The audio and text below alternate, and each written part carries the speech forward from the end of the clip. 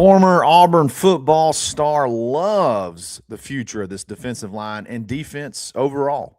In the world full of podcasts, he's the undisputed heavyweight champion of hot takes, an Auburn sports homer, master of the boog, and message board legend. Get your buttons buttoned and your hats flattened because the Top Button Podcast is about to kick off. And you don't want to miss your courtside seat. Now, here's your host, Charlie 5. Yes, sir. We're back. It's another episode of the Top Button Podcast, live, all the way live. I'm your host, Kyle Rush, a.k.a. Charlie 5, and we are ready to get it going. Welcome in. Well, happy Friday, everybody in the chat. Let's have some fun. We're going to talk about Keldrick Faulk. He had some very interesting comments, very encouraging comments about the future of this defensive line and defense as a whole. We're going to break those down. Our guys are at the combine right now. Some performed yesterday, got their measurements. We're going to talk about those, and then we're going to do everybody's favorite segment. And this one's wild. There's no joke. This one's wild. So you definitely want to hang in for JackArse of the week. But let's go ahead and jump right into it.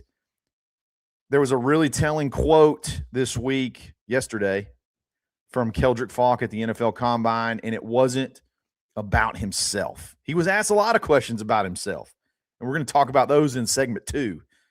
But the comment we're going to talk about right now, it wasn't about himself, it was about Auburn, and more specifically, Auburn's defensive line and why he believes that group is set up for success even after he's gone. Hey, I'm out of here. I'm going to go be a first-round pick. You ain't got to worry about the defensive line. They're in really good hands.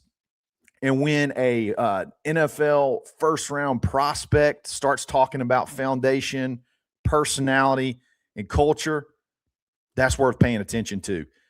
Got to remember something important. Look, when we went through the whole coaching change, there was only 2 guys on field that were retained. That's it. That's our guy, DJ Durkin, and our man, Vontrell King Williams. And everybody was coming after Vontrell. NFL, other schools, people were coming after Durkin as well. But that's it. That's the only 2. And those 2 guys coached the heart of this defense, the defensive front. When you're talking about the line, linebackers, that's your 2 guys. And the foundation of the team and the foundation of the defense is right there up front. So what does that tell you? It tells you Auburn looked at this, Golish and everybody looked at this defense, and they identified that defensive front as something worth protecting, investing in. And now we're going to listen to Keldrick Faulk quote talk about that exact same thing. And basically he was asked, what do you think about the defensive line and what do you think about the future of Auburn's defense and retaining Vontrell and retaining DJ Durkin? It was crucial. I mean, those guys are, to me, I feel like they're the foundation of our defense. They're the personality of the defense. And, everybody on their defense side of the ball loves each and every one of those guys. Let's unpack that for a second. 3 words: crucial, foundation, personality. That's not just coach speak. That's a NFL draft prospect saying these guys are who made us who we are. These guys are who made us a top 10 rushing defense in the country. Faulk isn't just really, it's not all hype. He's telling you exactly why keeping Durkin and Vontrell stabilize that defense, stabilize all the work that you've done, all the progress you've made, the defense keeping you in games, making plays. Man, if you could just get some offensive help. In a year in transition, I think for trenches, continuity matters probably the most, because talent is a big deal, but man, it's technique. It's like understanding the rotations so you keep guys fresh. You know how to do that. The discipline, man, if you ever go watch Vontrell coach that defensive line, He is not a lightweight. He's not a easy guy, I would imagine, to play for because he's tough and his communication. When you keep those voices all in the same room, you're able to uphold that standard that you've created. You're able to keep that standard going, man. It's big, and this is the bigger piece, okay? Why this matters for the future moving forward. Because of that continuity, Auburn didn't just keep coaches. They kept the development pipelines as well. You got your rising sophomores, Malik Autry, Jordan Crawford, Darion Smith, Jared Smith. You don't got to start over with those guys. They didn't lose a year of teaching. They didn't have to relearn language. They don't have to reset, learn new fundamentals. They got a full season of watching Keldrick Falk do it the right way. They got the consistency in the coaching. They got the stability in the scheme.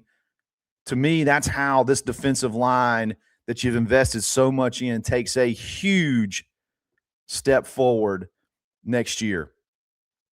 What stands out most from Falk's, that quote isn't necessarily scheme. It's culture, man. And we talk about culture so much, but this part of the quote, they're the personality of our defense.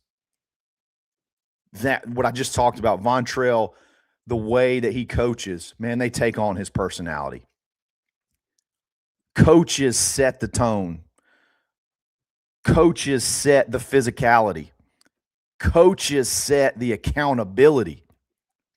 And if the personality of your defense stays intact for a coaching transition, that's a huge win, bro. That is a huge win. Shout out Brad Law. That's a huge win, bro. Especially in the SEC, man, where defensive line depth separates you from 7-5 and 10-2. So when people are curious about Auburn's defensive line and the future there, don't just look at the returning stars. Don't just look at what the people on the roster are saying. Let's listen to the guy who just left, who's just leaving for the NFL, who's going to be a first-round draft pick and make a ton of money. If he's calling Durkin and Vontrell the foundation, if he says keeping them was crucial, that tells you this isn't a rebuild from just scratch, a rebuild from nothing. It's just a continuation. We're just going to keep it rolling, keep it pushing. And if that front stays strong, everything else gets easier on defense. We're going to talk combine schedule. We're going to talk about combine results in just a second. But before we do that, let's give a quick shout out to Precision Tune Auto Care Opelika. Whether it's your daily commute, your kid's car, or your road trip vehicle, they take a safety-first approach to everything they do. I can attest. Every visit includes a full digital inspection so you know exactly what condition your vehicle is in. No rushing, no cutting corners, just honest recommendations you can trust. Locally owned and proud to serve Opelika right there at the corner of Veterans and Pepperell Parkway. They also have a location in Alabaster that really focuses in on auto hospitality. Show them some love. It's Precision Tune Auto Care. And then if you need a good realtor in the Auburn, Opelika area, hit me up. We'd love to help you, whether you want to buy, build, or invest in the Auburn, Opelika area. We'd love to help. Closing with a listener today. We got a big closing today at 10 a.m. Fired up. That could be you too. So I'd love to help. I'll make myself available. So Kyle Rush at kw.com. Hit me up. We'll be back right after this.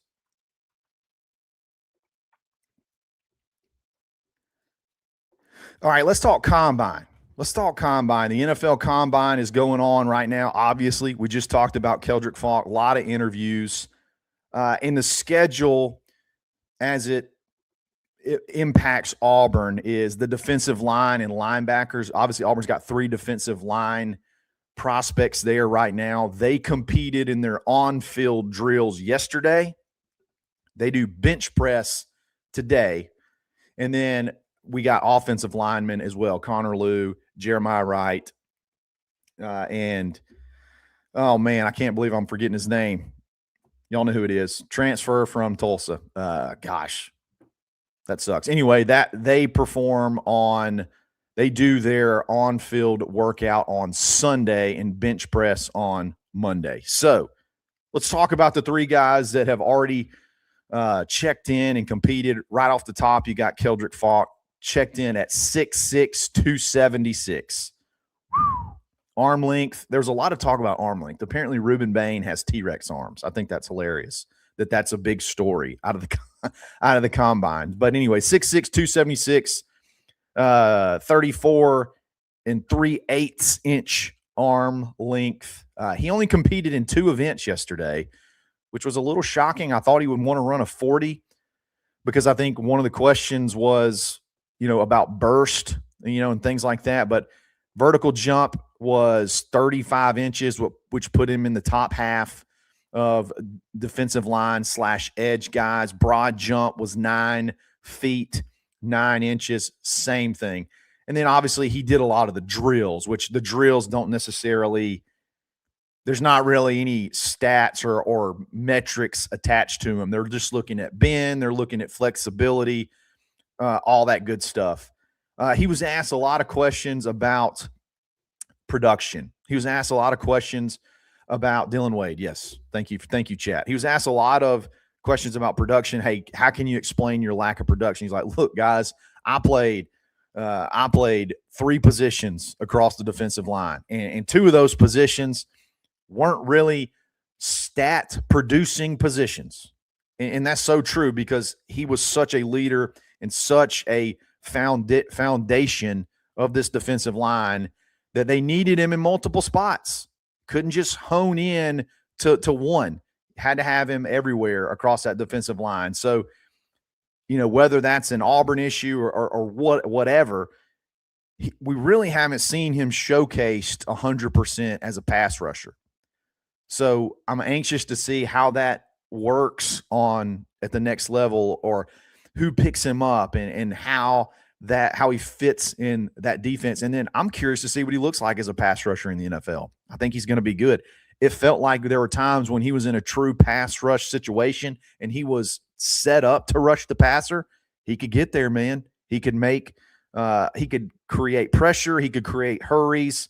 And then obviously he can get the sacks too. So I would have loved to see him run a 40. I want to know. I would love to know the story behind that. Typically, you don't do the things you're not 100% comfortable with. So I guess he just wasn't comfortable. He could come in that low 4.7 range, which you probably need to be as a pass rusher. Kieron Crawford came in at 6'4", 253, a little bit bigger than I expected, and honestly taller as well. I kind of, anytime you see a height weight in college, you can always deduct, an inch and a half. But his weight in came in at 6'4". That's good stuff, man. Good stuff. His arms are a little bit shorter than Keldrick's, but he's also, a couple inches shorter. So no big deal. I don't see that he competed in any drills, like didn't run a 40, didn't do the cone drill, didn't do the broad jump, didn't do the high jump, didn't really do anything. He just did all of the on-field stuff. So he's rated in that range right now where you're probably you got a good chance to be drafted late. His rating is 6.26, which according to the NFL website is, in between good backup with the potential to develop into a starter and will eventually be a plus starter. So looking like he has played his way into at least some part of the draft. I haven't really looked at a lot of the draft projections on him yet. But production score, he's 13th as far as guys competing in the combine. So that's really, really good stuff. I'll see if he bench presses today. Same with Keldrick Falk. He'll probably have a good chance to maybe turn some heads there. I would imagine bench press would be something he would excel at. So really pulling for Kieron Crawford. And then Bobby Travis, man, what a great story. JUCO kid, came in, not a lot of hype, and really exploded last year. Weighed in 6'3", 328. That's so good. That is, I honestly thought he might be a little bit overweight. To me, 328 is perfect for him. He also did not compete in any of the measurable drills, but I would imagine he's going to do bench press today. He's got to really do good in these interviews, really do good. If he can explode on the bench press, he could turn some heads, because right now he's sort of rated in that free agent to preferred free agent range. We'll see what the offensive line guys do in a couple of days. They compete a little bit later. And, obviously pull for these guys. Looks like, Keldrick's still getting a lot of love, still getting a lot of the press. But I think Kieran Crawford can make some noise too. Especially, obviously, they get to come back and do a pro day. So pro day is going to be another opportunity for them to shine. And, maybe they run a 40 at pro day. So we'll talk about that, I'm sure, as all of that takes place. And then we'll be pulling for the offensive line guys over the weekend. Now it's time for everybody's favorite segment. It's time for JackArse Reynolds, JackArse of the week. This one's wild, but first y'all need to go to check out JackArse Reynolds if you're in the East Alabama area and you need a skid steer, you need a Mini X, you need a boom lift, you need a scissor lift, any kind of lift you need, a forklift. They got everything. And you can use coupon code BARN10 or use the code BARN10 in person for 10% off, or you can do it on your online reservation for 10% off. So show them some love. It's JackArse Reynolds. Now let's jump into it. JackArse of the week. I don't even want to spoil this. This is so crazy. I don't want to spoil this. Okay. I'm going to play a clip. All right. And then we're going to talk about this. Okay. But here's the clip.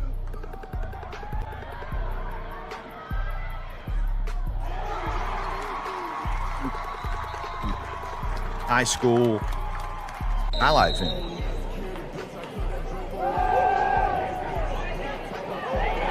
Good run there.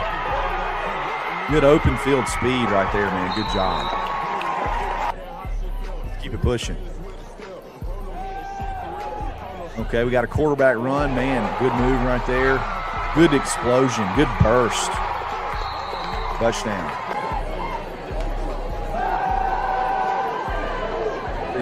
Waiting. We're going to run up the middle, and we're gone. We're going to score a touchdown. Love it, man. We're going to look. We're going to run through our progressions. We're going to roll out. Oh, man, touchdown throw across your body. Great throw right there. Oh, we got a little single wing action, and oh, my God, he's gone. Look at this burst. Just walking away from people. That's good stuff, right? Love that. It's all freaking AI. Every bit of that was fake. So we've come to the point now. Where if you don't have a play, like let's say, hey, I've chopped up my highlight film. I'm feeling good about it, man. We're scoring touchdowns. I feel good about it, but hey, I need a couple more plays in there. Let me just go on AI and create a couple of plays. Let me just go create a couple of big touchdowns. Let me go create some success. And I'm going to slap her in there. I'm not going to put it on the end or the beginning. Man. We're going to sneak one in there in the middle. How about that? So we got recruits. So the JackArse of the week are high school recruits that are making AI highlight film. Come on, man. It doesn't take much to realize that stuff's fake, especially that first moon ball pass. What are we doing? What is going on? And honestly, as it gets better, like as AI gets better, like that's going to be much harder to decipher. But I would imagine a college coach, a college recruiter, he's going to make one call and be like, did this actually happen? Or you can actually go to their box scores or their stat sheets and say, okay, in this game, it says you had 10 rushes for 98 yards, but you got an 80-yard touchdown run on this film. Did that actually happen? I got to feel like it's going to be more, it's got to be like a bigger potential harm than good. That's right, Cheese. Hey, if you ain't AI and you ain't trying, though, I guess it's just it's wild, bro, that we got high school guys creating AI highlight films. What a time to be alive. I had an honorable mention was going to be Charles Bediako. Let it go, bro. Just let it go. It's over. He's going to try to go to the Supreme Court, and, we'll see what happens. More than likely, what will happen is he'll get his temporary restraining order awarded on Friday, next Friday. He'll be able to play against Auburn, and then it'll be rescinded shortly thereafter, and that's probably how this thing's going to go. So as we go to Tuscaloosa and we probably need a win, he'll get eligibility to play in that one particular game. That's the luck of this basketball team. So, guys, I really appreciate y'all listening. Love the lives. We're going to be live tomorrow night. Must-win situation for Auburn as they take on Ole Miss at home, I believe. Got to win that one. Yeah, because we play LSU at like midnight on Tuesday. Oh, boy. Let's y'all have a great weekend. We'll talk again soon. I got to get to my son's school for a talent show, so I'm out of here. Y'all have a great weekend. We'll talk again soon. It's another episode of the Top Button Podcast. Stay buttoned. Thanks for listening, and drive home safely.